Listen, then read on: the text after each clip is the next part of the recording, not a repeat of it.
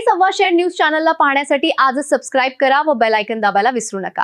नवीन नवीन video पाहण्यासाठी आजच आमच्या चॅनलला फॉलो करा। तसेच एक अत्यंत महत्त्वाच्या मुद्द्यावर या ठिकाणी या अंतिम आठवडा प्रस्तावामध्ये चर्चा झाली, ती म्हणजे राज्याचे दिवंगत उपमुख्यमंत्री माननीय अजितदादा पवार यांच्या संदर्भात जी काही घटना घडली आणि ते त्या ठिकाणी आपल्यातनं निघून गेले त्याच्या तपासाच्या संदर्भात।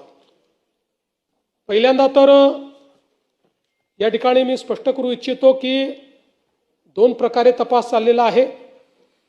एक प्रकार सीआयडी आपलं करते, दुसरं आपल्याला माहिती आहे की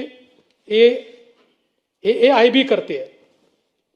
एक मुद्दा या ठिकाणी आला की आपण सीबीआयला लिहिलं होतं, मग सीबीआयने इन्क्वायरी का घेतली नाही। सीबीआयने हे स्पष्टपणे सांगितलेलं आहे की AIBचा जो रिपोर्ट आहे हा रिपोर्ट यातला महत्त्वाचा आहे, तो आल्यानंतरच हा तपास आम्ही घेऊ शकतो, त्याच्या आधी आम्ही काही घेणार नाही। त्यामुळे त्याची आपण वाट पाहतोय।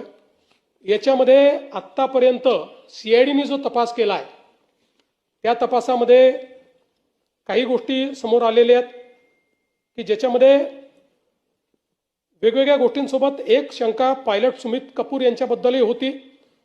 त्यांचं बँक खातं, इन्शुरन्स पॉलिसी, शेअर मार्केटमधली गुंतवणूक हे सगळं काही तपासलेलं आहे, पण त्यात कुठलंही काही संशयास्पद आढळलेलं नाही। बाकी सगळे जेवढे फुटेज आहेत ते मिळवलेले आहेत, त्याचं विश्लेषण केलेलं आहे। जे काही अवेलेबल साक्षी पुरावे आहेत ते तयार केलेले आहेत। पण अर्थातच या ठिकाणी AIBचा रिपोर्ट हा महत्त्वाचा आहे, त्याही संदर्भातली माहिती मी घेतली आणि त्या माहितीमध्ये हे सांगण्यात आलेलं आहे की जेवढे काही त्या ठिकाणी इक्विपमेंट्स होते जे डाउनलोड करायचे होते ते 100% डाउनलोड झालेले आहेत। आता त्याच्यामध्ये कुठलीही अडचण नाही। जे रिकन्स्ट्रक्ट करून डाउनलोड करायचं होतं ते पण झालेलं आहे। त्यामुळे ब्लॅक बॉक्स असेल किंवा दुसरा जो काय बॉक्स आहे ते सगळं झालेलं आहे।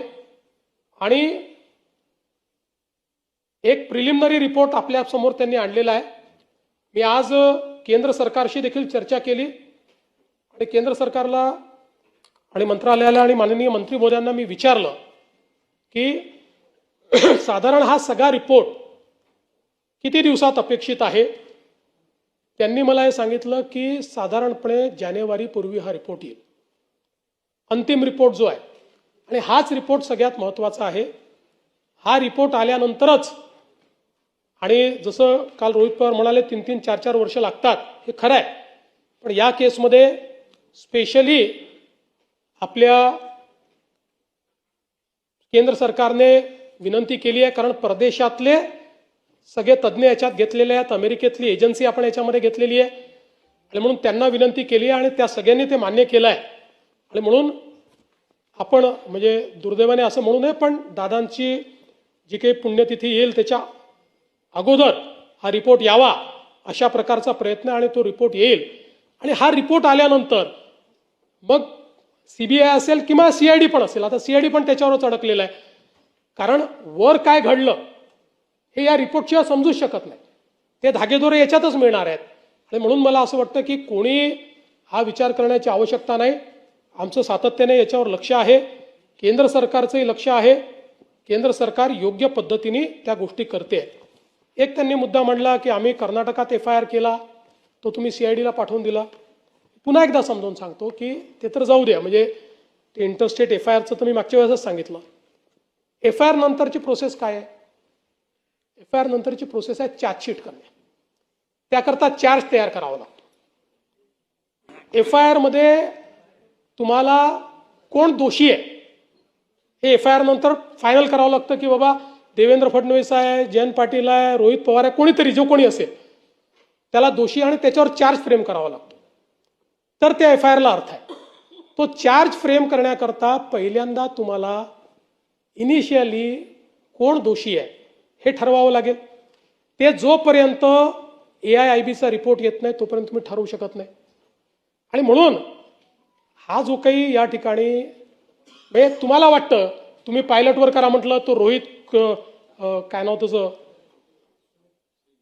तो कंपनीचा मालक त्याच्यावर करा म्हटलं, तुम्हाला त्याच्याकरता ही प्रिलिमिनरी इन्क्वायरी लागेल ना. आणि प्रिलिमिनरी जो काही आता जो पहिला रिपोर्ट आला त्याच्या आधारावर करता येतं का? नाही करता येत. त्यामुळे फायनल रिपोर्ट तुम्हाला यावा लागेल. भावना महत्वाचीच आहे, पण शेवटी कायदा भावनेने चालत नाही.